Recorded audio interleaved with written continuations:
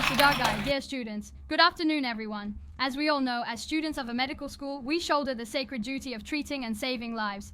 In this era of declining social morals, how can we remain pure like a lotus flower rising unstained from the mud? How should we play our role as scholars of Tibetan medicine? How can we clearly understand our historical mission and realize our self-worth? Facing these questions, we are very honored today to have invited one of the most influential masters of the Larungar Five Sciences Buddhist Academy, Khenpo Sodargye, to give us a lecture on the theme of the historical mission of contemporary Tibetan medicine scholars. Now, please welcome Dorje to give us a brief introduction of Khenpo.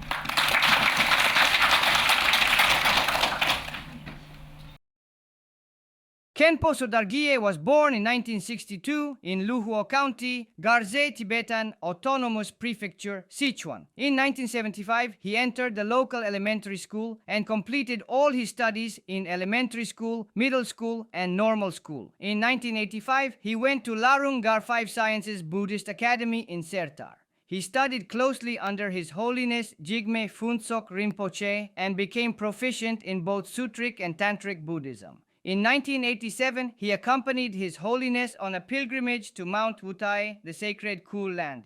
Later, entrusted by His Holiness, he shouldered the responsibility of teaching Sutric and Tantric Buddhism to Han Chinese disciples. In 1990, he accompanied His Holiness to teach the Dharma in India, Bhutan, Nepal, and other places. In 1993, he accompanied His Holiness on a global Dharma teaching tour, visiting Japan, the United States, Canada, France, Germany, the Netherlands, the United Kingdom, as well as Hong Kong, Taiwan, and other places.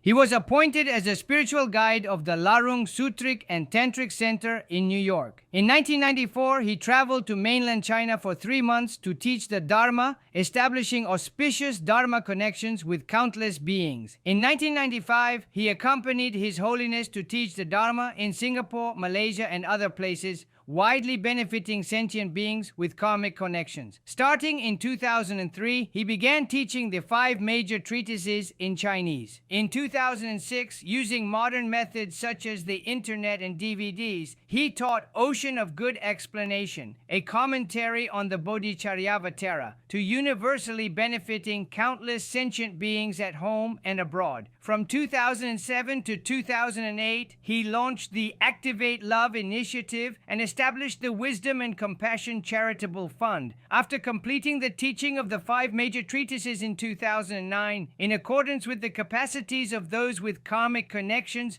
he opened study classes, preliminary practice classes, and Pure Land classes, showering the sweet dew of Dharma rain. Khenpo and related volunteers have worked tirelessly to translate a large number of Tibetan Buddhist texts into Chinese, which have been published and distributed. In recent years, he has also been invited to Tsinghua University, Peking University, Renmin University, Fudan University, Nanjing University, Zhejiang University, Sun Yat-sen University, East China Normal University, the Chinese University of Hong Kong, Hong Kong Polytechnic University, and others, to engage in exchanges with numerous intellectuals. He has combined Buddhist truths with contemporary science and philosophy, presenting the mysteries of Buddhism in an accessible way, leaving students and scholars feeling deeply enriched.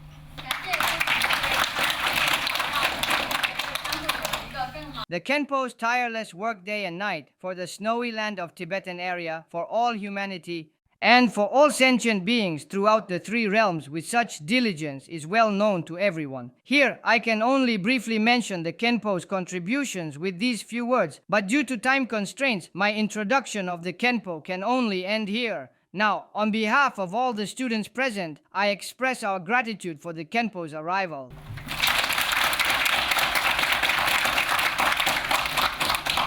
The Khenpo's lecture now officially begins. Please join me in welcoming him. Today, reasonably speaking, we should study together with everyone using our mother tongue, Tibetan. But because the school has requested, today's participants include students from Qinghai, Lhasa, and many areas of Kham. Most people should have no problem with their mother tongue, but some may not be very familiar with my Amdo dialect. So please allow me to communicate with everyone in Chinese. The topic we will discuss together today is the historical mission of contemporary Tibetan medicine scholars. Now, everyone present here should be studying medicine. What kind of responsibility and what kind of historical mission do you have? Perhaps we need to study together and discuss with everyone. Of course, as a non-professional person giving lectures to you professionals, it may not be entirely appropriate. But I think our Tibetan medicine actually has a certain relationship with Buddhism. I often think that to truly understand Tibetan medicine, one must understand Buddhist teachings. If you don't understand Buddhist teachings, you may not have a very thorough understanding of the true content of Tibetan medicine. So I think it's not inappropriate for me to communicate with everyone in this setting today, because I come from the Five Sciences Buddhist Academy. Our Buddhist Academy actually also has medical sciences, which is medicine. We also have Dharma teachers from our academy who regularly give lectures to everyone. At the same time, we invite very famous medical experts from Tibet to the academy to study together with everyone. I think at Chengdu University of Traditional Chinese Medicine, today mainly students from the Tibetan Medicine Department, what is our historical mission? Everyone is very clear. It should be to heal and save lives through Tibetan medicine, which means promoting our traditional medicine. In fact, medicine is indeed very precious in Tibet's cultural treasury today. Internationally, globally speaking, it is extremely rare, with profound significance and supreme value. I think everyone present here today, you have been admitted to such a good university and have chosen such a meaningful field, which I personally believe has great value worth exploring for our Tibetan cultural heritage. What I want to introduce to you today may have several layers of meaning. First, the root of Tibetan medicine lies in Buddhism. If you don't understand Buddhism very well, I'm afraid you may not understand Tibetan medicine very clearly. Everyone present here may know, and your teachers often mention, that Tibetan medicine mainly discusses the Four Medical Tantras. The main principles of medicine are in the Four Tantras. This treatise actually originates from our Buddhism. When you want to understand its history, you first need to know what kind of discipline it is. I have met some teachers before who don't understand the meaning of such Buddhist studies very well. Then it will have a certain impact on understanding the discipline of Tibetan medicine or its significance. I think we university students should go to monasteries when we have the opportunity and study well with the geshes, khenpos, and abbots in the monasteries. Why do I say this? If you truly want to master the Four Medical Tantras, that is, the Four Tantras, first of all, its source is Buddhism. In Buddhism, firstly, our teacher, Shakyamuni Buddha, has discussed it in the Buddhist scriptures, including the Suvarnaprabhasa Sutra, Sutra of All Medicines, and Medical Dharani, etc. These related scriptures have already discussed the structure of the human body, the sources of illness, methods of treatment, and so on. All these are explained very clearly. Furthermore, when the Buddha was alive, which was more than 2,500 years ago, at that time under the Buddha, there was a very famous physician called Jivaka, who in Buddhism can also be called the celestial physician. We all know that according to Western science, at that time, there were no real scientific instruments at all, including what is now called brain surgery, etc. According to the understanding of Buddhist scriptures and studies, at that time, there was such advanced technology. On this point, many Western writers and medical experts in the past, when they saw the Four Tantras, were very surprised. Like Europe in the 8th century, should have been in darkness, not like today. At that time, humans had no instruments or explorers at all. At this time, in our Buddhist scriptures, the various processes of the entire human embryo, the various meridians of the human body, and methods of treatment are explained very clearly in Buddhism, especially in Buddhism, Tibetan medicine, and Tibetan Buddhism. Now in Tibet, there are several main schools that everyone knows about.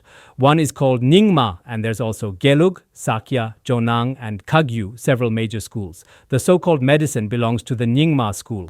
On this point, the historically very famous 5th Dalai Lama and Gelek Choki Wangchuk, who was also very famous among Terma masters, they all unanimously acknowledged that the Four Tantras, which is the medical science among the five sciences, belongs to the Nyingma school. When we later students look at it, it's also very clear. Actually, I often think this way. Our current Tibetan medicine has become widespread in universities and all corners of society. This is a very joyful thing. But there are also some regrettable aspects. Such transmission and lineage, after reaching universities, has also lost a lot of its original rituals and functions. Why? Because after reaching universities, medicine only retains its theoretical part and academic part.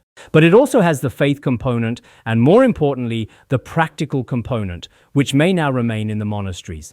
Therefore, I think everyone present here, if you think everything is finished after university graduation and you think you've mastered all of medicine, you cannot think this way. Indeed, now, in some monasteries in Tibet, we often say in Tibetan Menpa Dratsang, Medical College. The Gelug school also has this. In other schools, there are also many scholars who spend their entire lives researching. It's not just that the teacher lectures today and students take simple notes below and it's done. It requires going through a very rigorous process, and only at the end can one truly practice through empowerment and transmission.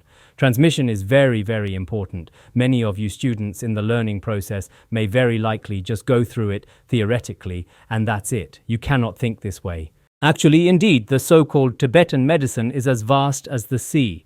The content it involves, I'm afraid, with your 4 years of university plus 1 year of internship, a total of 5 years, you may not be able to learn it very thoroughly. Even just its history, I've also asked university teachers who teach medicine and communicated with some students. Previously, some of your graduates from the Tibetan medicine program at the University of Traditional Chinese Medicine, I often maintain contact with them. In the process of contact, including the history of medicine in the beginning, I heard that the first part was not studied and perhaps the latter part is being studied. But the entire root of medical history lies in Buddhism. If you don't understand Buddhism, you won't know what the source of the Four Tantras is. All of you present here as professionals should be clear about this. Shakyamuni Buddha manifested as Medicine Buddha. And from the heart of medicine, Buddha emanated a great sage called Rigpe Yeshe, wise sage. From his speech emanated another great sage called Yilekye, mind-born sage. After Yilekye and Rigpe Yeshe dialogued with each other, they compiled the Four Tantras. The Four Tantras was later translated by Vairochana, the great disciple of Guru Padmasambhava of the early Nyingma school. At that time in the world, the first person called the second medicine Buddha, commonly acknowledged as the second medicine Buddha in the snowy land of Tibet, was Yuthok Yonten Gonpo, the elder. He at that time concealed the Four Tantras, translated by Vairochana as Terma, because he was at that time the master of King Trisong Detsen and also his physician. He concealed this medical section, in our current terminology, as Terma. Many of you students, I don't know if you understand this. I've seen some scholars of the Chinese Buddhism who don't understand Buddhism very well say it was buried in the pillars of Sami. If it was buried, it might rot or be damaged. There's that possibility. Because he is a non-professional, not a Buddhist. He thinks this book was buried in the halls of Samye and slept for more than 200 years. Some say it slept for more than 200 years. But actually, this is because of not being very clear about Buddhism. We all know that terma is not just burying. If it's burying in terma, there's specifically a portion hidden in space. How do you bury it in space? You all know a portion is hidden in the ocean. How do you bury it in the ocean? Burying in the ocean might be very difficult. A portion is hidden in the heart. So how do we bury it in our hearts? Perhaps there are some extended meanings, saying this is also acceptable. Anyway, I often think if you don't understand the meaning of Buddhism, the meaning and history of medicine may also not be explained clearly. At that time, it was already hidden in the halls of Samye. Later, after 13 generations, a descendant of the earlier Yuthok Yonten Gonpo, the second Yuthok Yonten Gonpo, obtained it. What did he obtain? First, there was someone called Drakpa Ngonshe. Drakpa is the name taken from his place.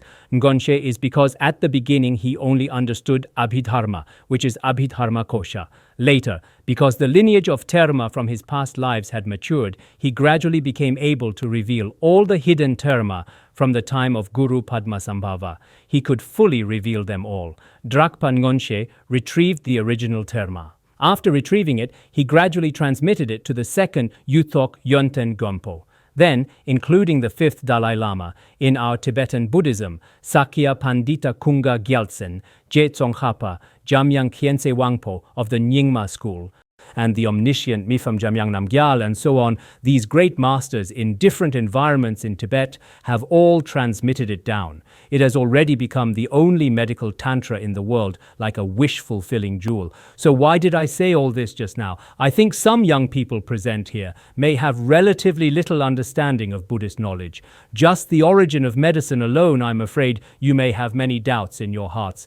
I've seen some scholars' evaluations of medical history in their writings. Some say this was written by Shakyamuni Buddha. Some say it was composed by Yuthok Yonten Gonpo. Some say it was compiled by Vairochana and several people. Actually, this cannot be called compilation. At the beginning, it was a type of tantra. In Buddhism, the Sutrayana part is called sutra, and the Vajrayana part is called tantra. So this medicine is even one level higher than the Sutrayana.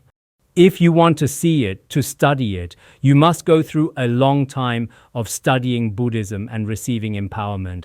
After this, you can truly practice step by step. So in this way, I think everyone present here first, you need to understand that the origin of medicine actually has a very close relationship with the Nyingma school. Moreover, the main lineage masters of medicine all achieved rainbow body through studying Dzogchen. The first Yuthok Yonten Gonpo lived for 125 years. In the end, without abandoning his physical body, he went to Akshobhya Buddha's Pure Land. In history, there are some cases where after a person died, their body completely dissolved into light. Some people didn't need to abandon their bodies and flew directly like an eagle in the sky. The second Yuthok Yonten Gonpo, at the age of 77, also without abandoning his body, went to Medicine Buddha's Pure Land. In history, you can open the history books about the first Yuthok Yonten Gonpo. In his biography, you can see how he left this world in the end, and also how the second Yuthok Yonten Gonpo left.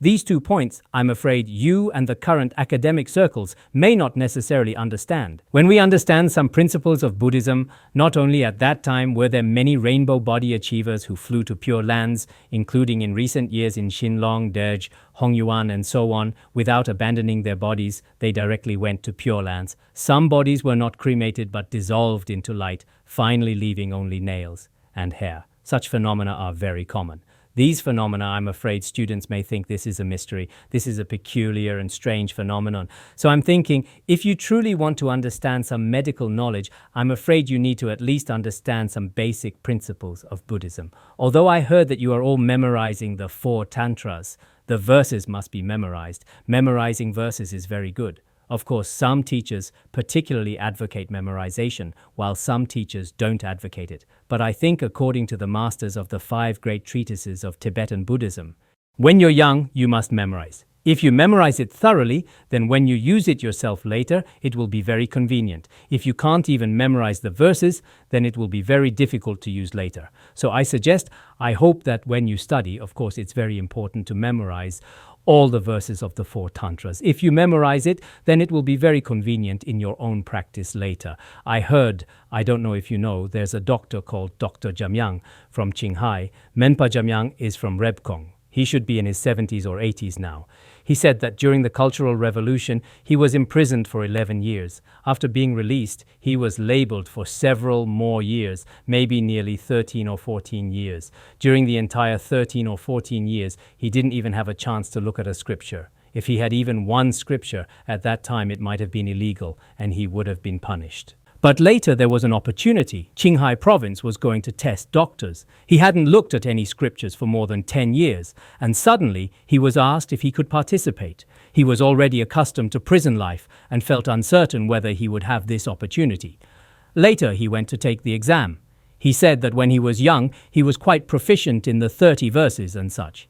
He shouldn't write any wrong characters. But after such a long time without seeing even one word, he was afraid he couldn't pass the exam. But later, in the oral instruction text of the 4 tantras, this part he had memorized very well. During the exam, he basically wrote it down from memory. After finishing writing and turning it in, he passed without any difficulty. He passed the medical exam on his first attempt. I think, if the students present here haven't memorized very well, after 13 years without looking at a single word, writing it down would probably be quite difficult. Originally, I don't know how you studied during your 5 years at university. I've been to some schools. Some universities are very good. The school atmosphere and learning are particularly excellent. Some schools are not that good. they're just fooling around there. Because university is different from high school and middle school once you get there. Although there's a lot of freedom, there are also some different unfavorable environments. If you want to be a good person, at university you can also learn a lot of knowledge and broaden your horizons, and you can interact with many different people. If you want to go bad, it's not like before when teachers, parents, and people around you constantly supervised you. After leaving home, all kinds of evil things can happen to you. So in this way, I think first of all, friends in the medical field, I'm afraid during your learning process, first, I believe you must memorize its verses well. If you can't even remember the verses and texts clearly later in the world, it will be difficult to use them. Especially everyone present here, you may also need to make some mental preparations. What kind of mental preparations? I see at our University of Traditional Chinese Medicine, whether studying Tibetan medicine or Chinese medicine, after entering society, some don't use their major. This point is not like in the United States and Canada. This is quite regrettable. Their major is not actually used in the end. After you study Tibetan medicine here for 4 or 5 years and enter society, some become nurses, some take civil service exams outside, some become teachers. Some, although in hospitals, count money every day, learning to be cashiers. So I hope that the students present here make some mental preparations during these few years. If graduating from here, you can directly use this Tibetan medicine, that would be very good. But such phenomena are very, very rare. So possibly during the learning process, you need to understand some Western medicine knowledge, Chinese medicine knowledge, and other knowledge. Nowadays in society, actually the internet is quite developed. If you really want to study, it's not like universities before. I heard that the library and reading room here have quite abundant materials. Some students, after arriving at school day and night, forgetting to eat and sleep, study very seriously and continuously. Some students, after arriving here, every day play video games, go to internet cafes, or go to some impure places. After our Tibetan students arrive in a foreign land, quite a portion of them can maintain our ethnic compassion concepts, wisdom enhancement, and so on. They haven't changed flavor. That's very good. A portion of them in Han Chinese cities haven't learned the knowledge they should learn, but have learned a lot of various messy garbage knowledge that shouldn't be learned. Even their own language, writing, Buddhist faith, etc., all completely forgotten. When they come back, I'm afraid even being a person is very difficult. Such phenomena are indeed quite common.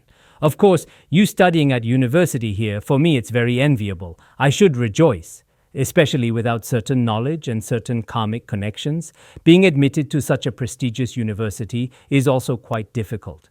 But in the future, being a good person, the brightness or darkness of your future depends on your study in these few years. Now, people present here should be studying knowledge. It's not time to play. Nor is it time to change brand name clothes every day and compete in unnecessary ceremonies. We see some students who don't think about how difficult it is for their families to earn money, the various pressures their parents have, while their own behavior outside is indeed unsatisfactory. I think it's not very reasonable. Especially when we come to such a city, our ethnic group has many kind, compassionate and true, good and beautiful, various very good concepts that can be taught to others. In individual places, there are also some bad habits, such as forming cliques, usually fighting, easily getting angry and losing temper.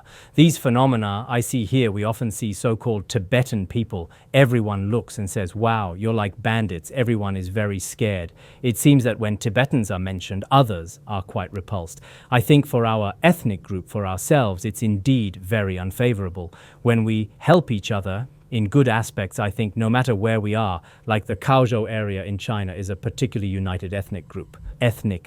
Now, no matter whether they go to Singapore, Malaysia, the United States, France, etc., they all have very strong teams. Wherever they go, as long as they're Chaozhou people, they help each other. But they don't usually help each other through fighting or illegal means. So when I see their behavior like this, our Tibetans in different schools among other large ethnic groups, everyone must have a spirit of increasing goodness, especially harmonious coexistence, helping each other in all aspects. But in bad situations, for example, two people fighting, you shouldn't follow him to help him fight. That's unnecessary.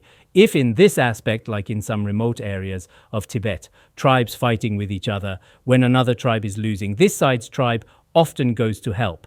This is not a very good habit in our tradition. I think now in the 21st century, Tibetan intellectuals and cultural people should have a spirit of harmonious coexistence as our guiding principle.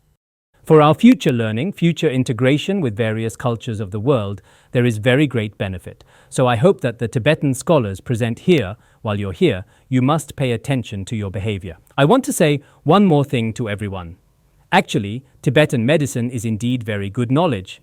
If I personally had not become a monk, I used to study at Ganzi Normal School. Actually, at that time, I really wanted to be a doctor. I have a relative who is very famous in our local area called Ake Talwo. He is a very famous Tibetan doctor. When I was in middle school, I discussed with him, I won't take the exam.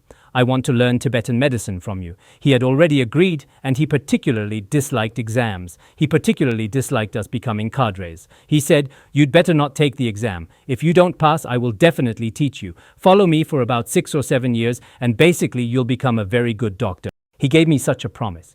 Later, when I just finished middle school, I thought of becoming a doctor. But later, a very few classmates and some teachers insisted that I take the exam. When I took the exam, indeed, I didn't do it well. I had the thought of becoming a doctor in my mind. So on the exam paper, I wrote everything randomly. I still remember very clearly now. At that time, I didn't write well. Including Tibetan, Chinese, and mathematics, there were 3 subjects at that time. I basically didn't write them. But later, very miraculously, I was admitted. When I received the admission notice, on one hand, I was afraid of the old doctor, and on the other hand, I didn't get what I wished for. I was also very sad in my heart, but later I had no choice but to go to school. I indeed have special feelings and interest in doctors and teachers, these 2 professions. First, although I didn't become a doctor in this life, when I see some people studying at medical school, including some I know, when they're at university, I do my best to recommend to them, either go to normal school or go to medical school. Why? Because now, if you can be competitive in various aspects with such work, it indeed is of very great benefit to people and to individuals.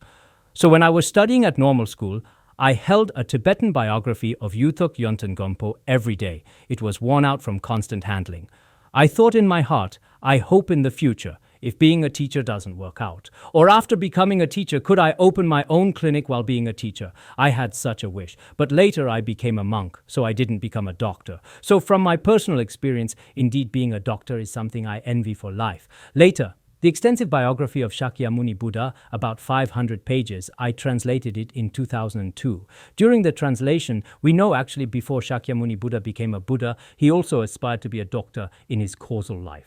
We know the merits of Shakyamuni Buddha. Probably many of you present here know that Buddhism's truly greatest teacher, Shakyamuni Buddha, in his causal life, also praised being a doctor. So I think being a doctor, indeed for people and for individuals, should be the best profession to choose in life. Are current doctors and hospitals the best people and the best places? Indeed, I dare not say so. I dare not compliment. Why? Because of current social phenomena, many social phenomena are exposed. I'm afraid some of you individual students don't have enough life experience yet. Before you enter society, you may not necessarily know.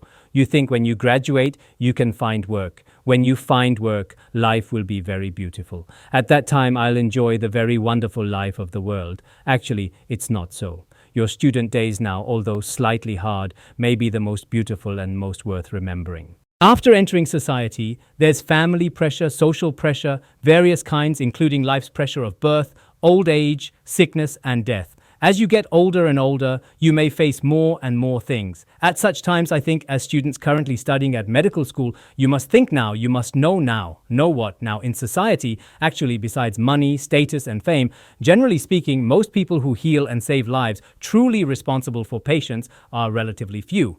On this point, I'm afraid you know it in your hearts.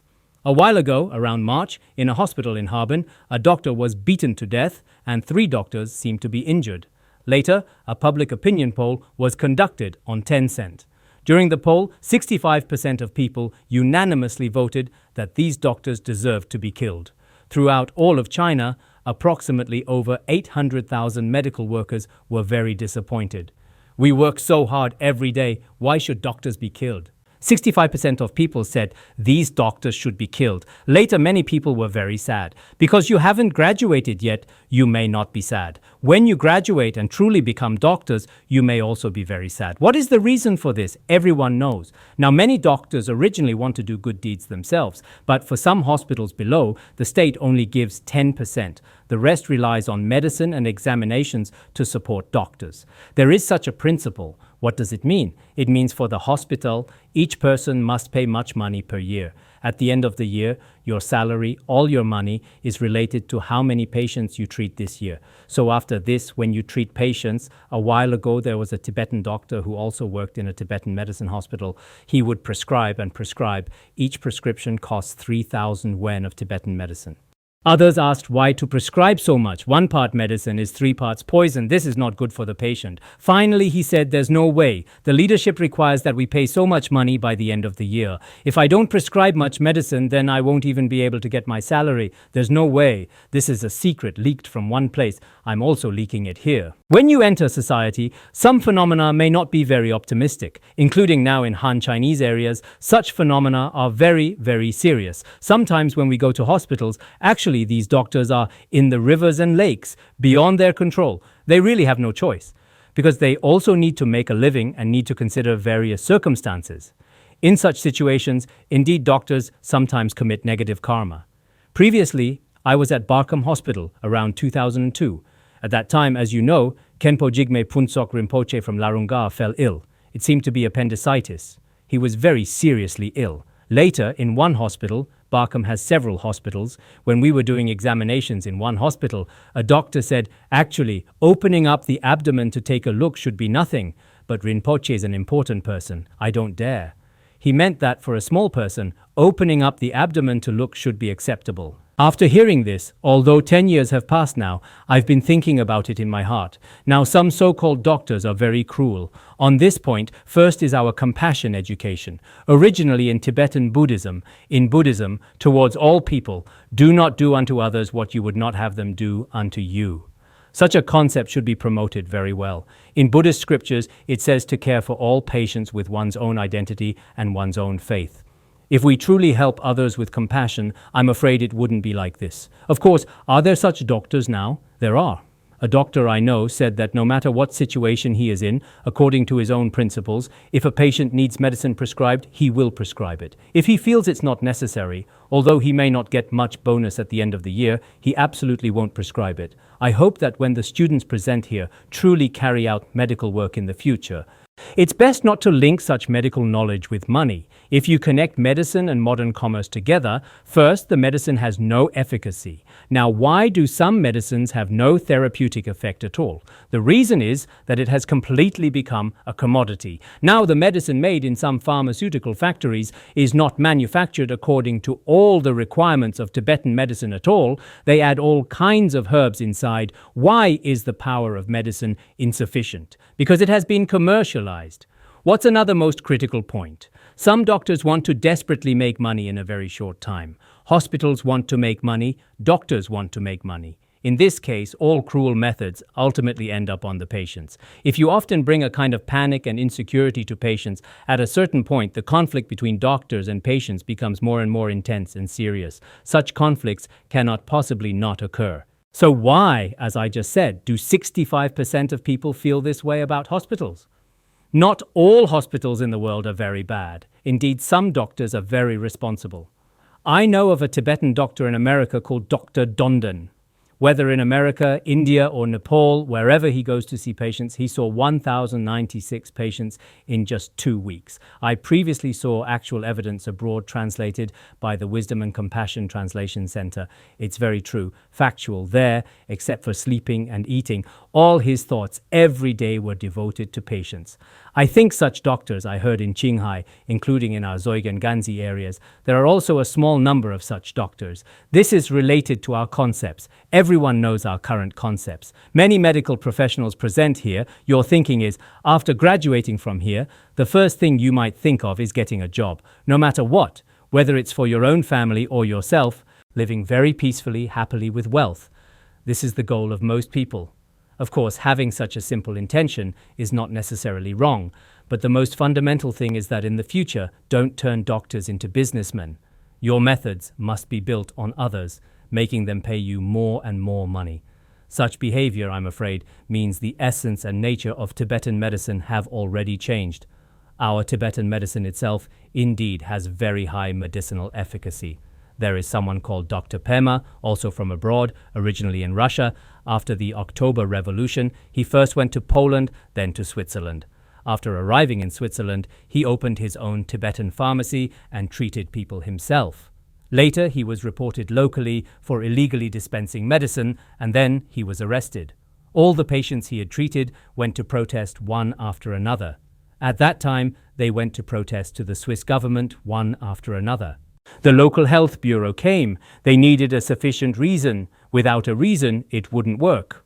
What was this reason? They said his medicine was illegal, so they sent it to the Drug Administration for testing. During the testing process, Switzerland had never seen such good medicinal efficacy. Later, they discovered with great surprise, oh, it's Tibetan medicine. Whether treating high blood pressure or diabetes, Tibetan medicine has such good therapeutic effects. Later, this person was released very quickly. Now he's very famous in Switzerland. If you have the opportunity, you can also see it through the internet. However, I'm not sure if it can be accessed from here. Actually, I think as long as we truly prepare the power of Tibetan medicine, the real content of Tibetan medicine, if it can be properly prepared, it indeed has very great effects, especially you as doctors. Indeed, in the future, when making medicine and preparing medicine, Buddhist faith cannot be separated from it. Some medicines, some treatments, we are not just using Western medicine. For Western medicine, if you have a headache, they can give you a medicine only for headache. If using Chinese medicine is also very simple. Look at your tongue, your eyes, then prescribe Chinese medicine. Actually, Chinese medicine and our Tibetan medicine also have similarities. But what's the difference? Tibetan medicine doesn't need much dissection. Actually, dissection is very cruel, to be honest. Now, many animal protection associations are also protesting one after another. Now, Western medicine's various dissections of rabbits and mice, every day they kill. Actually, from the perspective of some principles, this is very laughable. Why? Because the body structure of rabbits and mice and our human body structure are not the same completely in many ways. But because if there's a reaction on their bodies, it's not necessarily so on human bodies. Why now do many Western medicines have toxins?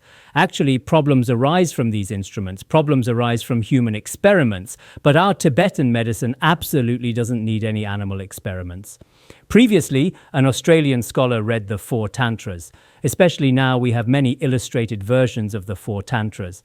At this time, the entire internal structure of humans, including human channels, wines and drops, all the structures of the 5 organs and 6 viscera more than 2,500 years ago in human history, or you could say in the 8th century, at that time, Western culture had not even begun to sprout.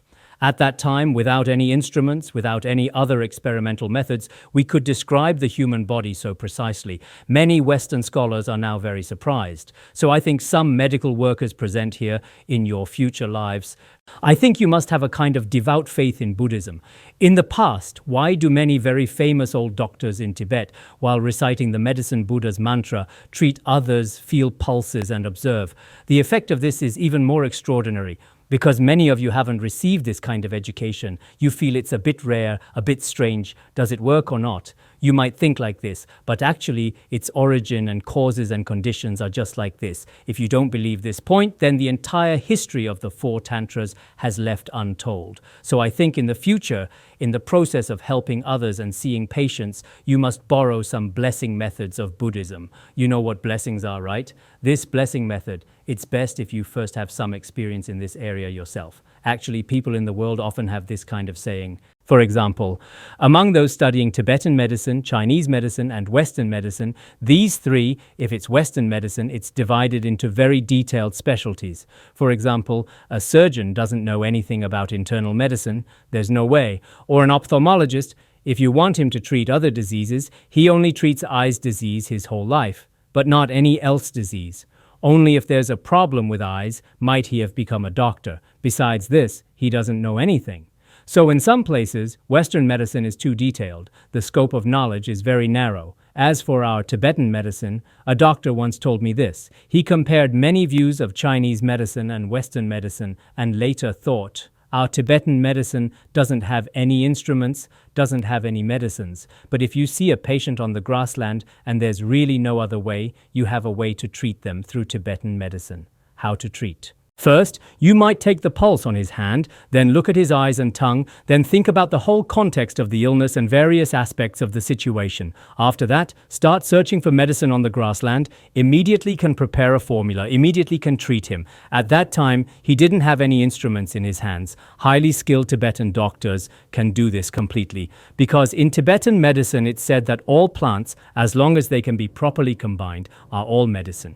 However, if you can recognize medicinal herbs, I've met some university students before, but not many, because Chengdu doesn't have medicinal herbs either. In Chengdu, let alone medicinal herbs, basically you can't even see blue sky and white clouds. There's nothing. Originally, some of you here went to Abba Health School. At that time, they said after going there, you could identify herbs, then went up the mountain. As a result, studying there for 3 or 4 years, they went once or twice. But going once or twice, you probably can't fully recognize the medicines. Physicians in some Tibetan monasteries in spring, summer, autumn, and winter are all on the mountain recognizing many herbs. Then these formulas have very strict systems. So now, in some monasteries, these are done one by one quite meticulously. Now, in some factories, it's probably not done very strictly. A few years ago, I went to Qinghai to Dr. Gyume. He has received many international medical awards. Indeed, some of his medicines, especially regarding the liver, have some patents. I visited his pharmaceutical factory. It's indeed very strict. Although the price may be slightly more expensive than general pharmaceutical companies, whether it's Musk, Reed, or many medicinal formulas, they're very strict. Actually, many pharmaceutical factories in Tibet now are not particularly mature. As for Tibetan medicine universities, there's only Tibet, Qinghai, and here we have some specialized departments. Besides these, nowadays in society, in higher education institutions, there really aren't many true Tibetan medicine schools. Doctors and teachers in schools and the clinical experience of people in hospitals haven't been able to coordinate very well yet. So I think in the future, theoretical research in higher universities combined with practice in monasteries, if everyone can learn from each other, it should be very good. I hope that students in your Tibetan medicine department should have the opportunity to go to some monasteries in the future. In the monasteries, their methods of making medicine plus activities at our Buddhist academy, every time medicine is prepared, there are several hundred monastics to participate.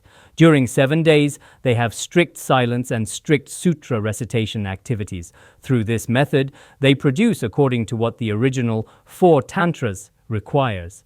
Actually, medicine produced this way is said to have very excellent medicinal power. Anyway, as a Buddhist, I particularly hope that many young people present today should both study your professional knowledge well and at the same time, today you need to understand something. The true root of medicine is in monasteries, in Buddhism, especially the root of Tibetan medicine is in Buddhism.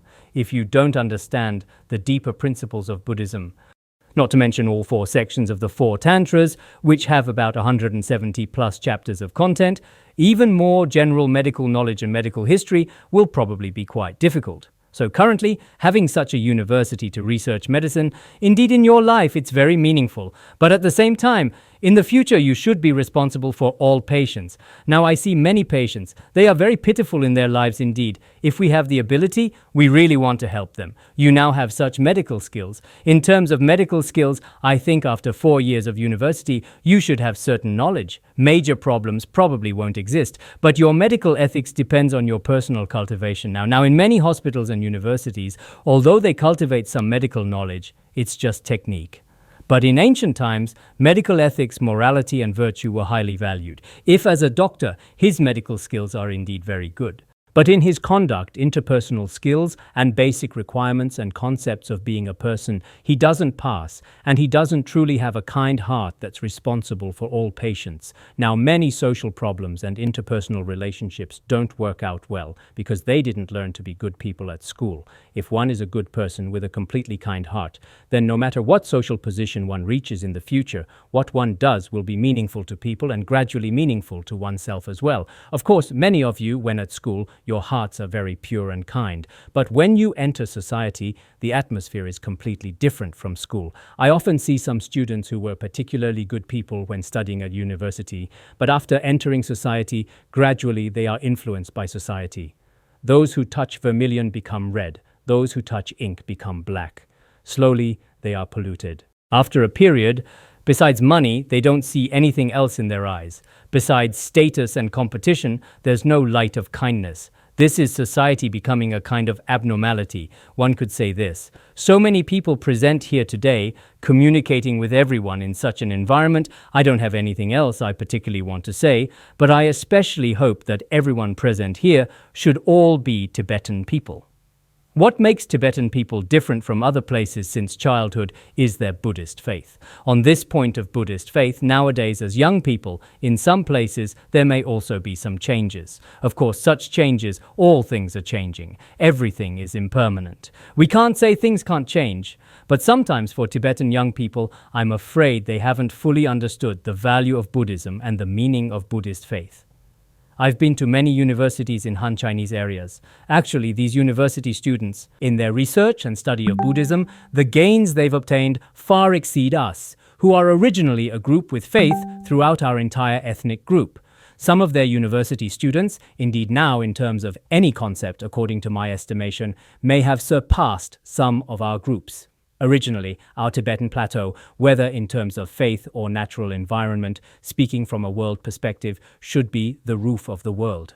On Earth, 4 ultra-clean regions: South Pole, North Pole, African Desert, Qinghai Tibet Plateau.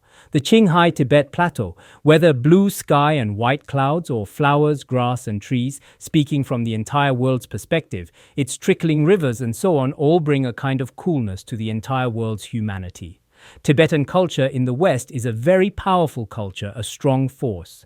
I met a scholar from the Einstein Institute at the German Max Planck. He told me, actually, your Tibetan culture, now in your own ethnic group, has become a weak culture. Why do I say this? Because many of your Tibetan young people have no feeling about the value of their own culture and faith.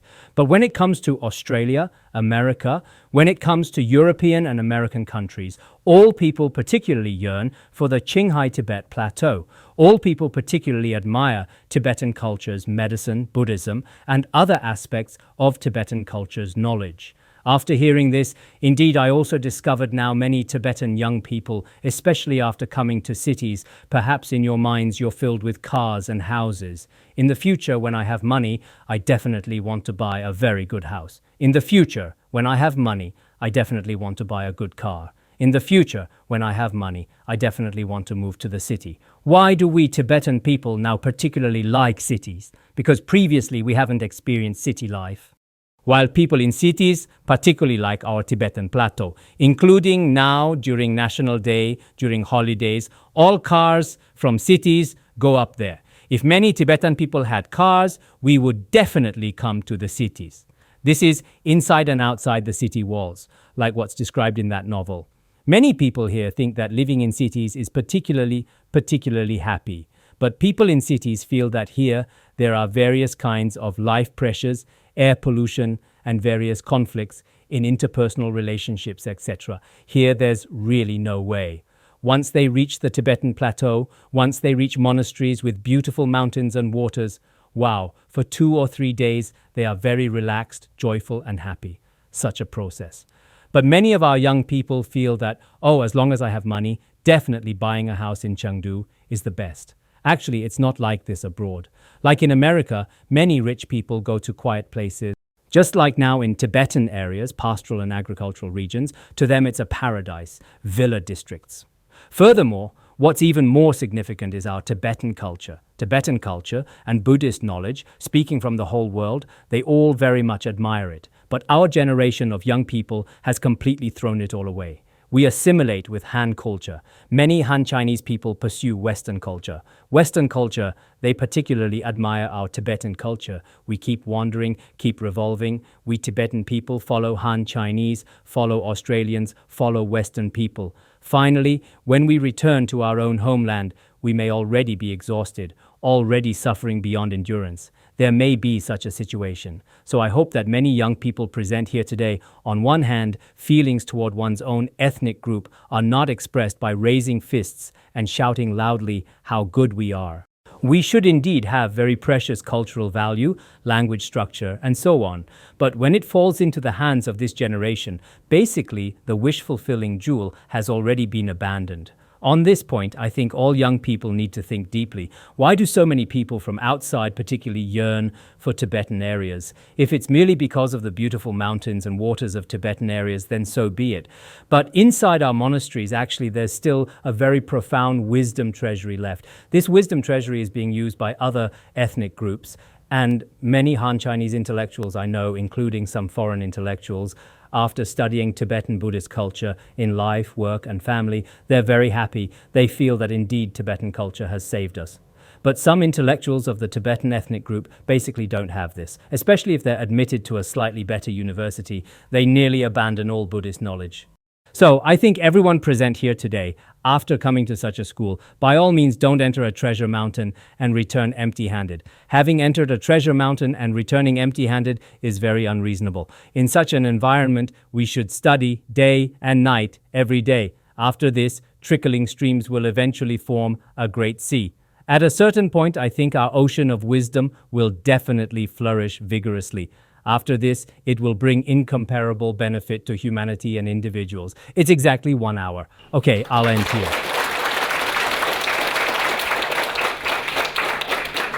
Thank you, Khenpo, for your wonderful explanation. I believe everyone present has definitely benefited greatly. Let us once again, with warm applause, thank Khenpo.